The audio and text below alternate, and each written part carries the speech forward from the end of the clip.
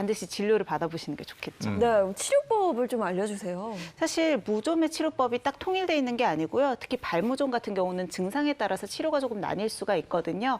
발무좀 중에서 가장 흔한 형태는 보통 지간형이라고 하죠. 발가락이랑 발가락 사이가 짓무르는 형태인데요. 네. 사진에서도 보시다시피 각질도 벗겨지고 짓무르면서 냄새도 좀 심하게 나는 게 특징적이죠. 보통 국소적으로 발가락 사이에만 각질이 벗겨져 있는 초기 지간형은 아까 말씀드린 대로 그냥 항진균제 연고만 꾸준히 바르셔도 나을 수가 있어요. 하지만 이렇게 한두 군데 있는 국소적인 부분에서 끝나지 않고 전반적으로 퍼져 있다거나 갈라져서 속에서 피가 난다거나 진물이 난다거나 하는 정도는 그냥 연고 도포로만은 낫지 않는 경우가 더 많거든요. 이럴 때는 항진균제를 드셔야 될 수도 있고요. 치료 기간도 상당히 길어질 수 있기 때문에 병원에 가셔서 정확하게 상담을 받으시고 필요한 약 처방을 받으시는 게 좋겠고요. 또 일상생활할 때 지간 같은 경우는 발가락을 잘 움직이지 않다 보니까 통풍이 잘 안 돼요. 그래서 반드시 깨끗하게 말려주시고 통풍도 시켜주셔야 합니다. 네, 그리고 수포형도 있잖아요. 그렇죠. 보통 수포형은요, 발바닥이나 발가락 사이에 물집 형태로 자잘하게 이렇게 물집들이 쭉 잡히게 돼요.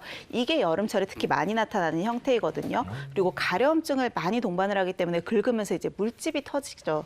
그러면 여기에 세균이 감염이 되기도 쉽기 때문에 단순히 항진균제뿐만이 아니고 항생제를 또 같이 써주시는 게 좋습니다. 그리고 간혹 그 발꿈치에 각질이 두껍게 앉는 것도 이것도 무좀이라 그러던데 맞나요? 맞아요. 그냥 단순히 각질이 많이 쌓인 거라고 생각을 하시는데 각질형 무좀일 수도 있거든요. 주로 이제 발 뒤꿈치에 각질이 좀 두껍게 쌓여 있는 경우를 얘기를 하죠.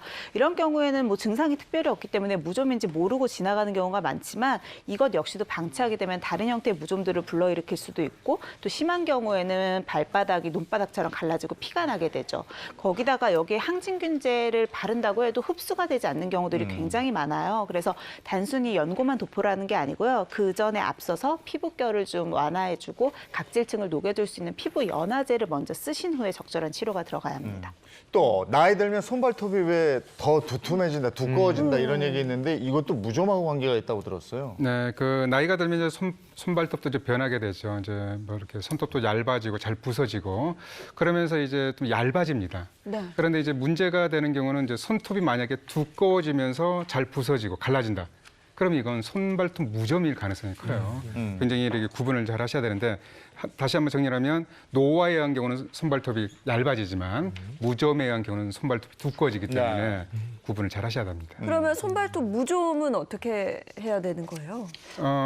이것도 뭐 적절한 이제 치료를 하셔야 되는데 실제로 이제 환자들 보면 이렇게 손발톱에 무좀이 생기면 일단 병원에서 진단을 받기 전에 잘라내세요.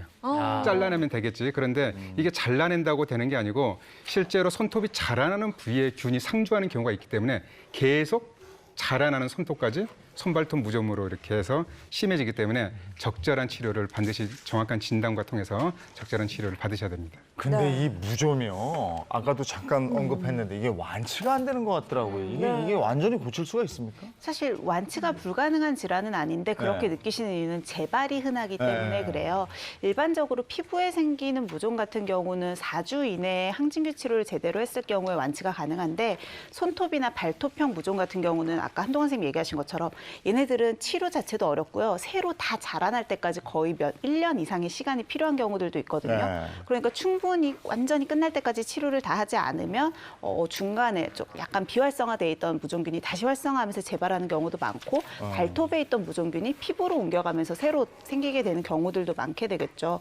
게다가 우리가 관리를 평소에 잘 해주지 않으면 뭐 목욕탕이나 이런 데서도 충분히 진균들에 이렇게 옮을 수가 있으니까 제가 보기에는 난치성 질환은 아니지만 재발이 흔해서 평소에 꾸준하게 관리해 주시는 게 가장 중요할 것 같아요. 이 무좀도 확실히 이게 발에 습기가 차고 이게 반복이 되고 열이 오르고 이러면 재발되거든요. 네. 뭐 여러 가지 지금 짚어봤는데 역시 이 장마철 습기 때문에 벌어지는 일들인데 이 습기 잡는 게 중요할 것 같거든요. 그렇죠. 저희 집에 숲속에 있지 않습니까? 그래가지고 습기 관리 굉장히 신경 많이 쓰는데 특히 이제 신발 같은 경우 신발장에 난리거든요. 그래서 신발장에 신발 이제 알코올로 닦아주고 안에 신문지 채워놓고 제습제도 넣고 그리고 제습기를 그 앞에서 틀어놓는 것도 하나의 방법이거든요. 그래서 저는 그렇게 한번 신경 좀 쓰고 있습니다. 알겠습니다. 네.